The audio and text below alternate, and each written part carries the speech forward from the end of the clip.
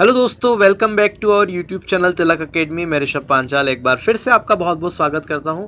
दोस्तों, हमारे most important MCQ का सीरीज चल रहा है जो कि बायोलॉजी के क्वेश्चन अभी हम कवर कर रहे हैं। इसके बाद हम फिजिक्स और केमिस्ट्री के भी क्वेश्चन कवर करेंगे।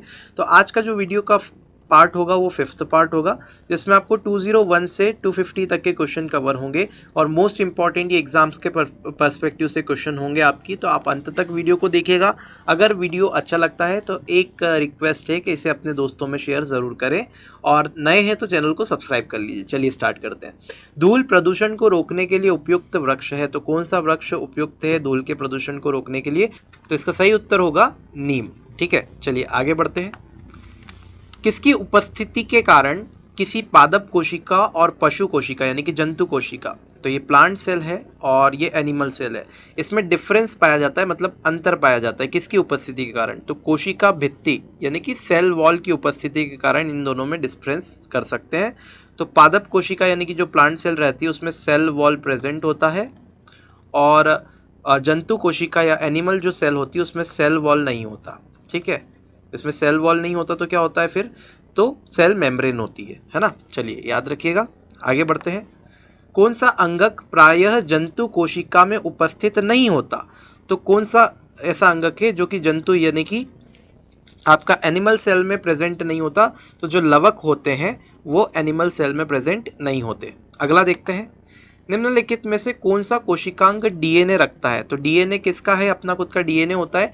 तो माइटोकॉन्ड्रिया जो होता है दोस्तों उसका खुद का डीएनए होता है। ठीक है, तो ये डीएनए रखता है माइटोकॉन्ड्रिया, ये आपको याद रखना है। लाइसोसोम, सेंट्रियोल, ग्लाइसिका नहीं होगा, माइटोकॉन्ड्रिया होगा। कोशिका व आणविक जीव विज्ञान केंद्र कहाँ स्थित है? इस प्रकार का प्रश्न है। तो ये कोशिका व आणविक जीव विज्ञान केंद्र हैदराबाद में स्थित है। चलिए आगे बढ़ते हैं।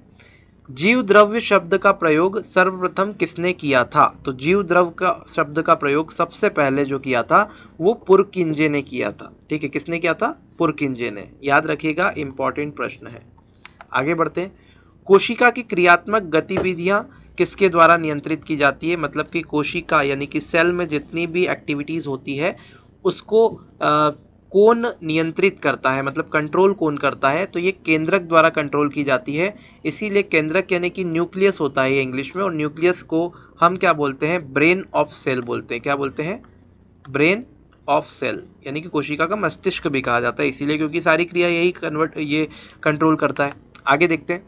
ऊर्जा के किस रूप में प्रदूषण की समस्या नहीं होती? तो कौन सा रूप ऐसा है ऊर्जा का जिसमें प्रदूषण की समस्या आपके साथ में नहीं होगी? तो इसका जो सही उत्तर है वो होगा सोलर एनर्जी। सोलर एनर्जी में कोई प्रदूषण का काम नहीं है। आगे बढ़ जाते हैं। तो अगर अगला क्वेश्चन देखें तो फूलों और बीजों को विभिन्न प्रकार से आकर्षक रंग प्रदान करता है। तो विभिन्न प्रकार के आकर्षक रंग फूलों और बीजों को कौन प्रदान करता है? तो ये होता है क्रोमोप्लास्ट। ठीक है, तो ल्यूकोप्लास्ट नहीं होता है, टोनोप्लास्ट नहीं, ये होगा क्रोमोप्लास्ट। क्या होगा? क्रोमोप्लास्ट। ठीक है, चलिए आगे बढ़ते हैं। पत्तियों को हरा रंग प्रदान करता है। तो पत्तियों को हरा रंग कौन प्रदान करता है? तो ये हरा रंग भी क्लोरोप्लास्ट के कारण होता है। ठीक है, तो ये क्रोमोप्लास्ट अलग है और क्लोरोप्लास्ट अलग है, आपको याद रखना है। ठीक है, तो पत्तियों का हरा रंग क्लोरोप्लास्ट के कारण होता है। आगे बढ़ेंगे।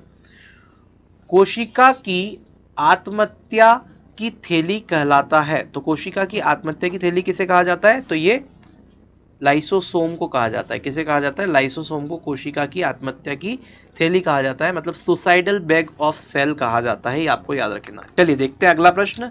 जीवन का भौतिक आधार किसे कहा जाता है? तो जीवन का जो भौतिक आधार है ये प्रोटोप्लाज्म को कहा जाता है। किसे कहा जाता है? प्रोटोप्लाज्म। तो प्रोटोप्लाज्म इसका बिल्कुल सही उत्तर होगा। न्यूक्लियस की खोज सर्वप्रथम किसने की थी? न्यूक्लियस का मतलब होता है केंद्रक, तो इसकी खोज जो की थी ये रॉबर्ट ब्राउन ने की थी। इसका सही उत्तर है ब्राउन। चलिए आगे बढ़ते हैं। माइटोकॉन्ड्रिया किसमें अनुपस्थित होता है? तो माइटोकॉन्ड्रिया इनमें से किसमें अनुपस्थित होता है? हरे शैवाल, कवक, यीस्ट, क्या इसका आंसर होगा? तो इसका जो सही उत्तर होगा वो होगा जीवाणु। जीवाणु का मतलब होता है बैक्टीरिया, तो बैक्टीरिया में माइटोकॉन्ड्रिया जो होता है वो अनुपस्थित यानी कि प्रेजेंट नहीं होता। आगे देखते हैं। भोजन का अनिवार्य अवयव क्या है? तो भोजन का जो मेन अवयव है, अनिवार्य अवयव है, वो है कार्बोहाइड्रेट। ठीक है, आगे बढ़ते हैं। निम्नलिखित में से कौन सा पदार्थ मानव शरीर में ईंधन का काम करता है? तो मानव शरीर में जो ईंधन का काम करता है वो कार्बोहाइड्रेट करता है, ये आपको ध्यान रखना है। चलिए आगे बढ़ जाते हैं।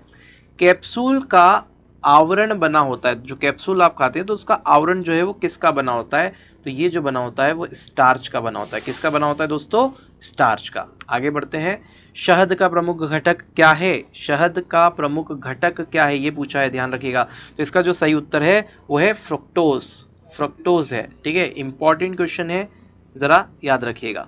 आगे बढ़ते हैं, निम्न में से कौन सी शर्करा तत्काल ऊर्जा प्रदान करती है, कौन सी ऐसी शर्करा है, शुगर है जो कि तत्काल ऊर्जा प्रदान करती है, तो यह है ग्लूकोज। ग्लूकोज से तुरंत क्या होती है, ऊर्जा मिलती है। आगे बढ़ते हैं, शहद में मुख्यतः क्या होता है, शहद जो होता है आपके पास हनी, उसमें मुख्यतः क्या होता है, तो इसमें मुख्यतः दोस्तों कार्बोहाइड्रेट होता है, विटामिन वसा और प्रोटीन का काम नहीं है, यहाँ कार्बोहाइड्रेट होगा। आगे बढ़ते हैं, निम्नलिखित में से सर्वाधिक ऊर्जा प्रदान करता है, सबसे ज्यादा ऊर्जा कौन प्रदान करता है, प्रोटीन नहीं, विटामिन से कोई ऊर्जा नहीं मिलती है, खनिज लवण भी नहीं। इसका जो सही उत्तर है फिर से कार्बोहाइड्रेट होने वाला है, सबसे ज्यादा ऊर्जा हमें कौन प्रदान करता है, कार्बोहाइड्रेट। आगे बढ़ जाते हैं, एथलीट को निम्न में से किससे जल्दी और ज्यादा ऊर्जा मिलती है, तो एथलीट जो रहते हैं उनको निम्न में से किससे जल्दी ज्यादा ऊर्जा मिलेगी, तो आप देखिए प्रोटीन से नहीं, ग्लूकोज से भी नहीं और विटामिन से नहीं, यहाँ ग्लूकोज मत लगाइएगा आप, है ना, यहाँ पे कार्बोहाइड्रेट से जल्दी और ज्यादा ऊर्जा मिलती है, ये आपको ध्यान रखना है, बी वाला ऑप्शन करेक्ट होगा। आगे बढ़ते हैं, शरीर में ऊतकों का निर्माण किसके द्वारा होता है, किससे ऊतक का निर्माण होता है, तो जितने भी ऊतक शरीर में बनते हैं उनका निर्माण प्रोटीन से होता है। किससे होता है, प्रोटीन, कार्बोहाइड्रेट वसा विटामिन नहीं आएगा, यहाँ पे आएगा आंसर प्रोटीन, ठीक है। आगे बढ़ते हैं, एंजाइम मूल रूप से क्या होते हैं, तो एंजाइम जो होता है मूल रूप से प्रोटीन ही होता है, तो यही भी आपको ध्यान रखना है कि एंजाइम भी क्या होता है, प्रोटीन होता है। चलिए आगे बढ़ते हैं, सोयाबीन में प्रोटीन का प्रतिशत कितना होता है, अब आप देखिए कि सबसे ज़्यादा प्रोटीन अगर देखें तो सोयाबीन में मिलता है, और उसका प्रतिशत कितना होता है ये आपको बताना है, तो ये जो है 42% होता है सोयाबीन में प्रोटीन का प्रतिशत। आगे बढ़ते हैं, किसमें प्रोटीन नहीं पाया जाता है, चावल में, दाल में, दूध में या मांस में, तो देखो मांस में तो प्रोटीन होता है, दूध में भी होता है, दाल में भी होता है, चावल में प्रोटीन नहीं पाया जाता, चावल में कोई प्रोटीन नहीं पाया जाता है। और आगे बढ़ जाते हैं, निम्नलिखित में से किसमें प्रोटीन का सबसे अधिक स्रोत पाया जाता है, अब बताइए, अभी मैंने आपको बताया सोयाबीन में जो है सबसे ज़्यादा प्रोटीन पाया जाता है, तो इसका जो सही उत्तर होगा वो होगा सोयाबीन। आगे बढ़ जाते हैं, शाकाहारी अधिकतम प्रोटीन पाते हैं, किससे पाते हैं, शाकाहारियों को सबसे ज़्यादा प्रोटीन किससे मिलता है, तो वो दालों से मिलता है, सब्जी दूध या ये सभी नहीं, तो दाल से सर्वाधिक पूछा है, इसके लिए यहाँ पे अधिकतम जो आएगा वो किससे मिलता है, वो दालों से मिलता है। आगे बढ़ते हैं, मानव शरीर में वसा जमा होती है, तो मानव शरीर में जो वसा होती है वो वसा ऊतक में जमा होती है, ठीक है, तो ये टिश्यू जो रहते हैं इसके अंदर ही ये जमा होती है, ठीक है, फैट टिश्यू। आगे बढ़ते हैं, विटामिन शब्द किसने प्रतिपादित किया था, ये हो गया आपका वेरी इंपॉर्टेंट क्वेश्चन, ठीक है, तो विटामिन शब्द जो है वो फंक ने प्रतिपादित किया था। आगे बढ़ जाते हैं, निम्न में से किसमें ऊर्जा प्राप्त नहीं होती, विटामिन, प्रोटीन, कार्बोहाइड्रेट या वसा, तो इसका जो सही उत्तर है वो विटामिन, विटामिन से कोई भी ऊर्जा आपको नहीं मिलती है, याद रखिएगा। आगे बढ़ते हैं, निम्न में से किसे रक्षात्मक पदार्थ कहा जाता है, जो हमारी रक्षा करता है, तो देखिए प्रोटीन नहीं, कार्बोहाइड्रेट नहीं, वसा नहीं, विटामिन को रक्षात्मक पदार्थ कहा जाता है, ठीक है, ये हमारी रक्षा करता है, सिक्योरिटी करता है। गाजर किस विटामिन का समृद्ध स्रोत है, तो सिंपल है बहुत, विटामिन ए गाजर से मिलता है, तो इसका सही उत्तर होगा विटामिन ए। मानव शरीर विटामिन ए संचित रहता है, तो मानव शरीर में विटामिन ए कहाँ संचित रहता है, कौन से अंग में, तिल्ली, उदर, आमाशय, ये सभी गलत है, इसका सही उत्तर है यकृत, ठीक है, यकृत का मतलब क्या होता है, लीवर, ठीक है, तो लीवर में ये संचित रहता है विटामिन ए। चलिए आगे बढ़ते हैं, रतौंधी का मुख्य कारण किस विटामिन की कमी से होता है, मतलब रतौंधी जो है वो मुख्यतः किसकी कमी से होता है, तो ये विटामिन ए की कमी से होने वाला रोग है। आगे बढ़ते हैं, थायमीन क्या है, थायमीन का आपको बताना है कि ये जो नाम है थायमीन ये कौन से विटामिन का है, तो विटामिन B1 जो होता है वो थायमीन होता है, ये आपको ध्यान रखना है। चलिए आगे बात करते हैं, अगला प्रश्न, विटामिन सी का रासायनिक नाम क्या है, तो विटामिन सी को हम कहते हैं एस्कॉर्बिक एसिड, विटामिन सी का रासायनिक नाम क्या है दोस्तों, एस्कॉर्बिक एसिड, जितने भी विटामिन हैं उनके रासायनिक नाम आपको याद होना चाहिए, क्योंकि ये अति महत्वपूर्ण होते हैं और ये कहीं ना कहीं परीक्षा में पूछे ही जाते हैं। तो अगर अभी तक भी आपने याद नहीं किया तो याद कर लीजिए, अभी आने वीडियो में आगे मैं आपको बताऊंगा सबके बारे में। किसी किस माफ कीजिएगा, किसी सब्जी से प्राप्त न होने वाला विटामिन कौन सा है? कौन सा विटामिन ऐसा है जो किसी सब्जी से प्राप्त नहीं होता है? देखिए, विटामिन बी सब्जियों से प्राप्त हो सकता है, विटामिन ए1 भी हो सकता है, ई भी होता है, लेकिन विटामिन जो डी है वो सब्जी से प्राप्त नहीं होता। ये कहाँ से प्राप्त होता है? तो आपको डी, विटामिन डी जो है वो आपको धूप से भी प्राप्त होता है और मछलियों से भी ये प्राप्त होता है। आगे बढ़ते हैं। प्रातःकालीन धूप में मानव शरीर में कौन सा विटामिन उत्पन्न होता है? तो ये जो है विटामिन डी उत्पन्न होता है। चलिए आगे बढ़ेंगे। मनुष्य लोहा किससे प्राप्त करता है? जो लोहा है मनुष्य किससे प्राप्त करता है? तो ये पालक होगा, पालक से आयरन प्राप्त करता है मनुष्य। आगे बढ़ते हैं। मानव शरीर में औसतन ऑक्सीजन तत्व कितना प्रतिशत होता है? अब ऑक्सीजन का प्रतिशत पूछा है, ह्यूमन बॉडी में कितना होता है? तो ये एवरेज अगर देखें इसका तो ये 50% होता है ऑक्सीजन। चलिए ऑक्सीजन तत्व की बात हो रही है। आगे देखते हैं। निम्नलिखित में से कौन आयोडीन का सर्वोत्तम स्रोत है? आयोडीन का सबसे अच्छा और सबसे बड़ा स्रोत, अच्छा स्रोत क्या है, सर्वोत्तम स्रोत क्या है? तो मूली नहीं, सेब नहीं और ये सभी भी नहीं। इसका सर्वोत्तम स्रोत क्या है? शैवाल। तो शैवाल जो होती है आयोडीन का सर्वोत्तम स्रोत होती है। आगे बढ़ेंगे।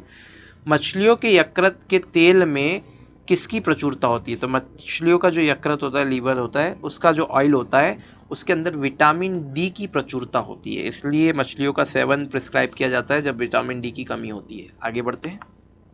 विटामिन ई का रासायनिक नाम क्या है? एक्चुअल में यहाँ पे ई नहीं छपा हुआ है, तो आपसे ई का रासायनिक नाम पूछा गया है।